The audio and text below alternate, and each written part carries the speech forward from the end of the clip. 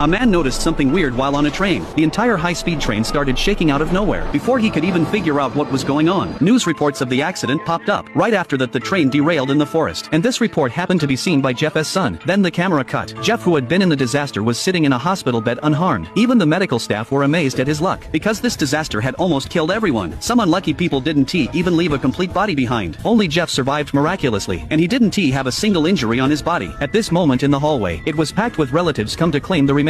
Jeff walked past everyone as sad gazes. As soon as his son saw him appear, he immediately rushed over. But Jeff right now didn't show the slightest hint of joy at surviving the disaster, because he couldn't understand why such a horrific accident. Not only didn't he claim his life, but didn't leave a single scratch on him. Before long, the local church held a memorial service for all those who had died unfortunately. However, after the ceremony, Jeff noticed someone had slipped a piece of paper under his windshield wipers. There was a bizarre message on it. How many days have you been sick in your life so far? After reading the words, Jeff immediately scanned his surroundings. Even though he didn't see any suspicious people, he was also very curious about how many times he'd been sick. Even after he went back to work as a security guard at the company, Jeff still couldn't stop thinking about it. Having no other choice, he went to the human resources department, wanting to find out how many sick days he'd taken so far. Unexpectedly, the supervisor misunderstood what he meant, thinking Jeff was asking for a raise. He quickly said he'd give Jeff a salary increase, and also praised him for his good work attitude, saying he had no leave records at all. I checked, you were right. You've never taken a sick day.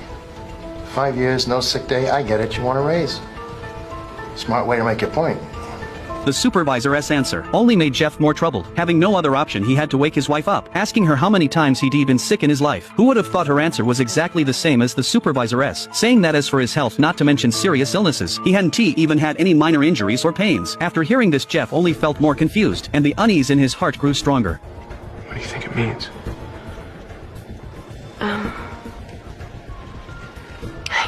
It means probably too tired to remember. At the same time, there was a man named Mike, whose physical condition was the exact opposite of Jeff's. He had been plagued by severe osteogenesis imperfecta since childhood. Even the slightest carelessness could cause a fracture. The most extreme case was when Mike was just born. Doctors observed multiple fractures on his body. This made his first half of life pass in fragility and sensitivity. He locked himself at home every day and didn't contact anyone else, afraid of getting hurt while playing around. His mother wanted Mike to cheer up, so she put a comic book on the chair downstairs. This method really worked. It was the first time in Mike's life that he'd come into contact with something like this, and he immediately became obsessed with the comic story. Taking the opportunity, his mother encouraged him, saying if he wanted to keep getting comic books, he had to start interacting with other people. In the end, these comic books influenced Mike's entire life. When he grew up, he still firmly believed in the superheroes in the comics, and even thought they actually existed in this world. And Jeff was the superhero he'd been searching for so hard. So the note Jeff received was deliberately left by Mike, because in his eyes, Jeff's body was the proof. And at the same time, after some searching, Jeff actually found out where the note came from, and followed the clues to find Mike. Mike wasn't the least bit surprised.